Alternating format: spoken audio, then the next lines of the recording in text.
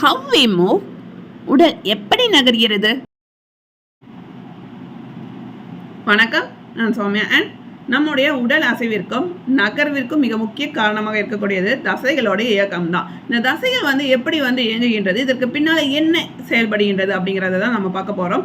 குறிப்பாக ஒரு தசையோட செயல்பாட்டுக்கும் மூளையோடைய சமிக்ஞை மிக முக்கியமாக இருக்கக்கூடிய ஒரு விஷயமா இருக்குது. இருந்தாலும் இந்த தசைகளோட இயக்கம் எப்படி செயல்படும் அப்படின்னா, இந்த தசைகளை செயல்படுத்துவதற்காக, குறிப்பாக தசைகள் என்றாலே அது தசை நார்களால் ஆனது. இந்த தசை நார்களை செயல்படுத்துவதற்கு மயோசின் மற்றும் ஆக்டின் என்ற 2 புரத இலைகள் இருக்கின்றன. இந்த 2 புரத இலைகள் தான் மிக முக்கியமான வேலைகளை செய்து நம்ம ஒரு விஷயத்தை செய்வதற்கு ஏதுவாக, அந்த இயக்கத்திற்கு ஏதுவாக இதுதான் நகர்வை ஏற்படுத்தக்கூடியதாக இருக்கும். இந்த மயோசினுடைய கைகள், குறிப்பாக இந்த மயோசின் புரத இலை கைகளை பெற்றிருக்கும். அதே நேரத்தில் ஆக்டின் புரத இலை கயிறுகளை கொண்டு உருவாக்கப்பட்டிருக்கும்.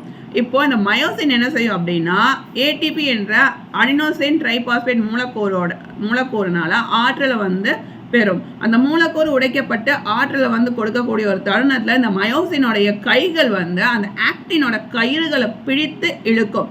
அப்படி இழுக்கக்கூடிய ஒரு தருணத்தில் தான் இந்த தசை நார்கள் என்ன ஆகும்னா சுருங்கும். அப்போ அந்த தசை நார்கள் சுருங்கக்கூடிய ஒரு தருணத்தில் அந்த நகர்வு ஏற்படும். இப்படித்தான் இயக்கம் ஏற்படுகின்றது. இந்த மயோசின் கைகள் கிட்டத்தட்ட ஒரு வினாடியில் எண்ணற்ற கோடிக்கணக்கான மயோசின் கைகள் அந்த தசை அதாவது அந்த கயிறை பிடித்து இழுக்கக்கூடிய ஒரு தன்மையை பெற்றிருக்கும். ஒரு கோடிக்கணக்கான மயோசின் கைகள் ஒவ்வொரு நகர்விற்கும் ஒவ்வொரு செயல்பாட்டிற்குமே செயல்படக்கூடிய ஒரு விஷயமா இருக்கு. அப்படித்தான் நம்ம ஒவ்வொரு விஷயத்தையும் நம்ம நகர்வை ஏற்படுத்துகின்றோம். நம்முடைய உடல் அப்படித்தான் அசைகின்றது. நீங்கள் தலையை அசைப்பதாக இருக்கலாம், கையை அசைப்பதாக இருக்கலாம், ஏன் நீங்கள் ஓடுவது, நடப்பது,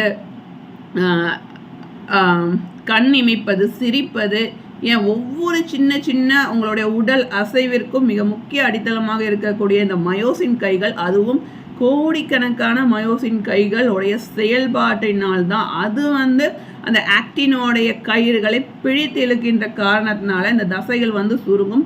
அதுவுமே இந்த மயோசினுடைய கைகள், குறிப்பாக இந்த ஆக்டினோட இலைகள், அந்த கயிறுகளை பிடித்து இழுக்கும் இல்லையா, அந்த கயிறுகளை பிடித்து இழுக்கக்கூடிய ஒரு தருணத்தில் அந்த கால்சியம் விடுவிக்கப்படும். இதில் கால்சியமோட சேமிப்பும் இருக்குது. கால்சியம் சேமிப்பு அமைப்பு இந்த இடத்துல செயல்படுகின்றது. கிட்டத்தட்ட என்னன்னா, இதெல்லாம் ஒரு சின்ன சின்ன பைகளில் இருக்குமாம்மா.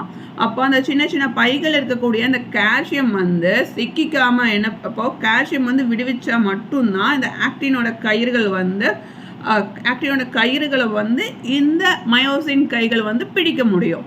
அப்போ பிடிப்பதற்கு ஏதுவாக இருக்கக்கூடிய இந்த கால்சியம் விடுவிப்பு, இது எந்த ஒரு இடர்பாட்டுக்குள்ளேயுமே அங்கே இருக்கக்கூடிய ஒரு சின்ன சின்ன சிறு பைகளில் போய் சிக்கிக்காமல் இருக்கணும். அப்போ தொடர்ச்சியாக இந்த கால்சியமோடைய விடுவிப்பு சரியாக இருக்கும் தருணத்தில் தான் இந்த ஆக்டினோடைய கயிறுகளை இந்த மயோசின் கைகள் பிடிக்க முடியும். அப்படி பிடிக்கக்கூடிய தருணத்தில் தான் இந்த தசையை சுருங்க செய்ய முடியும். அப்படி தசையை சுருங்க செய்யக்கூடிய ஒரு தருணம் நகர்வை ஏற்படுத்த முடியும் அப்படின்னு சொல்கிறாங்க. இந்த கால்சியம் சேமிக்கக்கூடிய ஒரு அமைப்பை தான் என்ன அப்படின்னு சொல்கிறாங்க அப்படின்னா, இதை ஒரு ரெட்டிகுலம் அப்படின்னு சொல்கிறாங்க. அதாவது சாக்ரோபிளாஸ்மிக் ரெட்டிகுலம் அப்படின்னு சொல்லப்படுது. குறிப்பாக நம்ம சாப்பிடக்கூடிய உணவில் இருந்து தான் ஏடிபி மூலக்கூறு கிடைக்கும். இந்த ஏடிபி அப்படிங்கிறது அடினோசின் ட்ரைபாஸ்பேட். இந்த ட்ரைபாஸ்பேட் மூலக்கூறு தான் நம்மளுடைய இயக்கத்திற்கு மிக முக்கிய காரணமாக இருக்குது. இந்த மூலக்கூறு உடைக்கப்பட்டு தான் ஒரு ஆற்றல் கிடைக்கும். அப்போது நம்முடைய ஒவ்வொரு நகர்விற்கும் ஆற்றல் எங்கேருந்து கிடைக்கிது அப்படின்னு பார்த்தோன்னா, நம்ம எடுத்துக்கொள்ளக்கூடிய உணவில் இருந்து தான் ஆற்றல் கிடைக்கிறது. அதாவது அதன் மூலம் தான் இந்த ஏடிபி ஆற்றலை இந்த மயோசினுக்கு கொடுக்குது. அந்த மயோசின் ஆக்டினை பிடித்து இழுத்து நம்ம நகர்வை ஏற்படுத்துது. இப்போது நம்ம எழுதுவதற்கோ, நம்ம ஒரு விஷயத்தை ஒரு பொருளை எடுக்கிறதுக்கோ, இந்த மாதிரி சின்ன சின்ன ஒரு தன்னிச்சையான செயல்களுக்கு மூளை யோசிக்க வேண்டிய சூழல் இருக்குமா அப்படின்னா கிடையாது. இது எல்லாமே தன்னிச்சையாக இயல்பாகவே நடக்கக்கூடிய ஒரு விஷயம். அப்போது மூளை ஒவ்வொரு தருணமுமே அந்த தசைக்கு சமிக்ஞை ஏற்படுத்தணும் அப்படிங்கிறதுக்காக நாம் சிந்திக்கணும் அப்படிங்கிற எண்ணம் கிடையாது. ஏன்னா இது எல்லாமே இயல்பாக அந்த சமிக்ஞைகளை தானாகவே மூளை அந்தந்த தசைகளுக்கு ஏற்படுத்தக்கூடியதாக இருக்கும். மூளை நரம்பணுக்கள் மூலமாக இந்த மின்வேதிய சமிக்ஞைகளை எப்படி இந்த தசைகளுக்கு கடத்துகின்றது என்றால், இது மூளை தண்டுவடம், அதாவது முதுகு தண்டுவடத்தின் மூலமாக தான் வந்து இதை தகவல்களை வந்து கடத்துகின்றது. குறிப்பாக தண்டுவடத்தில் இருக்க இந்த மூளையோடைய மூளையிலேருந்து வரக்கூடிய இந்த நரம்பணுக்களின் மூலமாக கடத்தப்படக்கூடிய இந்த மின்வேதி சமிக்ஞைகள் எங்கே வந்து சேரும் அப்படின்னா முதுகு தண்டுவடத்துக்கு வந்து சேரும். அப்போ அந்த தண்டுவடத்தில் இருக்கக்கூடிய தசைகள் வந்து இருக்கும். அந்த மூலமாக அந்த தசை நார்களுக்கு வந்து இந்த சமிக்ஞைகளை வந்து கடத்தும். தசை நார்களில் நரம்பணுக்கள் பிணைக்கப்பட்டிருக்கும். அப்போது அதன் மூலமாக சமிக்ஞைகள் வந்து அனுப்பப்பட்டு உடனடியாக வந்து நம்ம ஓடுவதாக இருக்கலாம், நம்ம என்ன மாதிரியான செயல்கள் வந்து மேற்கொள்ள வேண்டுமோ, நமக்கு என்ன தேவையோ அதற்கேற்ற விளைவுகளை வந்து இது ஏற்படுத்தும்னு சொல்கிறாங்க. சின்ன சின்ன விஷயங்களுக்கு எல்லாமே வந்து மூளை ஒவ்வொரு மூளைக்கு வந்து நம்ம வந்து தகவலை வந்து நம்ம சிந்திப்பதன் மூலமாக ஏற்படுத்தணுமா அப்படின்னா கிடையாது.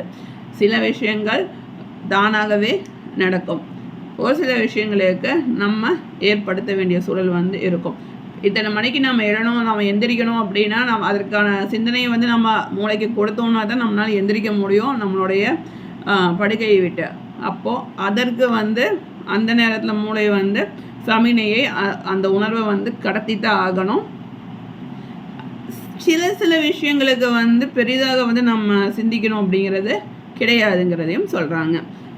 குறிப்பாக இந்த ஏடிபி தான் மிக முக்கியமான ஒரு விஷயமா இருக்குது. இந்த ஏடிபியை வந்து நம்ம சரிவர உணவின் மூலமாக நமக்கு அந்த ஏடிபி கிடைச்சதுன்னா தான் இந்த மயோசின் வந்து கைகள் வந்து சிறப்பாக இயங்கும் என்று சொல்கிறாங்க. இது எதனாலெல்லாம் வந்து நம்மளுடைய இயக்கம் வந்து தட்டுப்பட வாய்ப்புகள் இருக்குது அப்படின்னா, தடைபட வாய்ப்புகள் இருக்கும் அப்படின்னா, குறிப்பாக இந்த சமிக்ஞை மின்வேதி சமிக்ஞைகள் சரிவர வந்து கடத்தப்படாத சூழலாக இருக்கலாம். அப்போ நரம்பணுகளுக்கு இடையே இருக்கக்கூடிய நரம்பு இணைப்புகள் வந்து பாதிக்கப்பட்டிருக்கலாம், அல்லது மூளையில் ஏதேனும் காயம் ஏற்பட்டிருக்கலாம். இந்த மாதிரியான பல்வேறு விஷயங்கள் காரணமாக நம்முடைய தசை நார்களுக்கு தகவல் வந்து பிறப்பிக்கப்படாமல் அது செயல்பாடுகளை வந்து மேற்கொள்ள முடியாமல் இருக்கலாம். இல்லை தசை நார்களில் இருக்கக்கூடிய இந்த மயோசின்கோ அல்லது இந்த ஆக்டின் கயிறுகள்லையோ இந்த மாதிரி விஷயங்கள் ஏதாவது பிரச்சனை இருக்கலாம். குறிப்பாக இந்த கால்சியம் சரிவர வந்து அந்த சின்ன சின்ன பைகளை வந்து போய் சிக்காமல் இருக்கணும். அப்படி சிக்காமல் இருந்துச்சுன்னா தான் இந்த ஆக்டின் கயிறுகளை வந்து இதை வந்து மயோசின் பிடிக்க முடியும். அப்போது அந்த கால்சியமில் இருக்கக்கூடிய விஷயங்கள் என்னவா இருக்கும் அப்படிங்கிறதும் கருத்தில் கொள்ளப்படுகிறது. இந்த மாதிரி நம்மளுடைய தசைகளோட இயக்கத்திற்கு பல்வேறு காரணிகள் வந்து காரணமாக இருக்குது. இப்போது தசை வந்து எப்படி வந்து இயங்குகின்றது, நம்ம எப்படி வந்து நகர்கிறோம், நம்ம எப்படி என்ன மாதிரியான உடலசைவுகளை வந்து எப்படி வந்து ஏற்படுத்துகின்றது இந்த தசைகள் அப்படிங்கிறதையும் நம்ம இன்றைக்கி வந்து தெரிஞ்சுக்கிட்டோம். அடுத்து வந்து வேற ஒரு டாபிக் பற்றி நம்ம நெக்ஸ்ட் வீடியோவில் டிஸ்கஸ் பண்ணுவோம். நீங்கள் இது வரைக்கும் சேனலுக்கு சப்ஸ்கிரைப் பண்ணலாம், மறக்காமல் சேனலுக்கு சப்ஸ்கிரைப் பண்ணிட்டு நோட்டிஃபிகேஷன் பெல் ஐகானை கிளிக் பண்ண மறக்காதீங்க. இந்த வீடியோ பிடிச்சிருந்தா லைக் பண்ணுங்கள். இது யாருக்கு யூஸ்ஃபுல்லாக இருக்குமோ அவங்களுக்கு ஷேர் பண்ணுங்கள். அடுத்த காணொலியை சந்திக்கும் வரை உங்களிடமிருந்து விடைபெறுவது சௌமியா. பாய். தேங்க்ஸ் ஃபார் வாட்சிங்.